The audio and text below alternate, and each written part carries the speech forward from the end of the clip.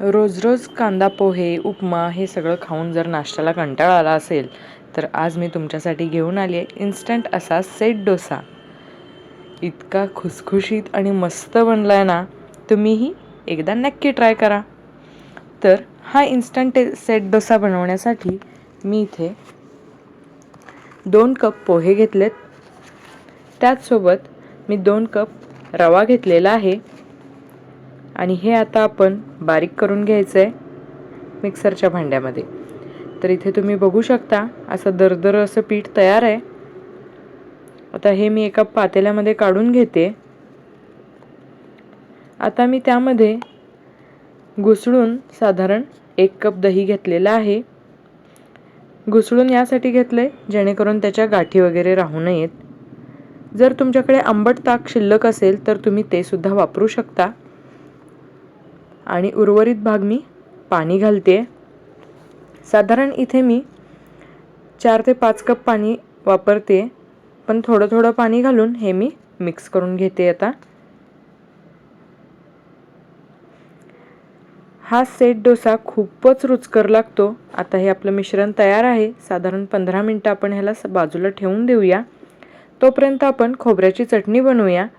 खोबऱ्याच्या चटणीसाठी मी इथे ओला नारळ घेतलाय साधारण 1 कप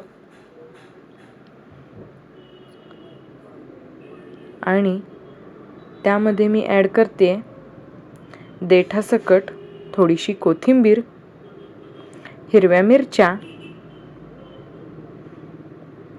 4 ते 5 कळ्या लसूण, थोडंसं आलं आणि ही फुटाण्याची डाळ किंवा डाळवं.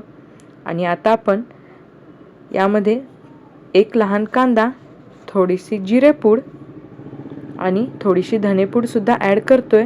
आणि आता आपण हे बारीक वाटून घ्यायचं आहे. थोडं थोडं आवश्यकतेनुसार तुम्ही पाणी घालू शकता. तर इथे आपली ही खोबऱ्याची चटणी रेडी आहे. त्यामध्ये मी थोडंसं मीठ घातलंय चवीनुसार. तुम्ही हवं तर याला तडका सुद्धा देऊ शकता. तडक्यासाठी मी इथे एका तडका पॅनमध्ये थोडंसं तेल घेतलेलं आहे आणि तेल गरम झालं की आपण यामध्ये थोडेसे जिरे आणि हिंग घालतोय आणि हे आपण आपल्या चटणीमध्ये ॲड केलेलं आहे. तर ही आपली खोबऱ्याची चटणी रेडी आहे. तर आता आपण सेट डोसा बनवायला घेऊया. आता जे आपण बॅटर तयार केलं होतं त्यात मी चवीनुसार मीठ घातलेलं आहे आणि हे एकदा मी मिक्स करून घेते.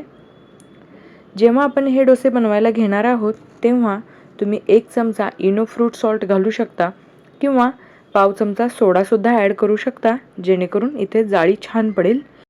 सोडा किंवा इनो घातल्यानंतर हे मिश्रण आपल्याला व्यवस्थितपणे फेटून घ्यायचं आहे. मिश्रण एकदम हलकं फुलकं झालं आहे. आता मी पॅनला थोडंसं तेल लावून गरम करण्यासाठी ठेवलेलं आहे. पॅन आता गरम झाला आहे. तर यामध्ये मी 1 पळी हे बॅटर घातलं आहे. तर तुम्ही इथे बघू शकता लगेच याला किती छान अशी जाळी पडली आहे. याला मी अजिबात झाकण वगैरे लावणार नाही आहे. ही वरची बाजू साधारण सुकेपर्यंत आपल्याला अशीच ठेवायची आहे. ही बाजू सुकली की आपण याला काढायचं आहे, कारण हा डोसा एकाच बाजूने आपल्याला फ्राय करून घ्यायचा आहे. तर आता मी इथे पुन्हा एकदा तेल लावलेलं आहे पॅनला आणि पुन्हा 1 पळी इथे मिश्रण टाकलेलं आहे. मिश्रण व्यवस्थित पसरले आणि जाळीसुद्धा खूपच सुंदर पडली आहे. तर असे हे इन्स्टंट सेट डोसे तुम्हाला कसे वाटले हे मला नक्की कमेंट करून कळवा. चवीला खूपच स्वादिष्ट आणि पटकन बनणारे हे डोसे घरच्यांना सुद्धा फारच आवडलेत. तर अजूनही तुम्ही माझ्या चॅनलला सबस्क्राईब केलं नसेल तर प्लीज माझ्या चॅनलला सबस्क्राईब करा. सोबतच बेल आयकॉनवरही क्लिक करा आणि हा व्हिडिओ तुम्हाला कसा वाटला हे मला नक्की कमेंट करून कळवा. पुन्हा भेटू नवीन व्हिडिओमध्ये. तोपर्यंत बाय.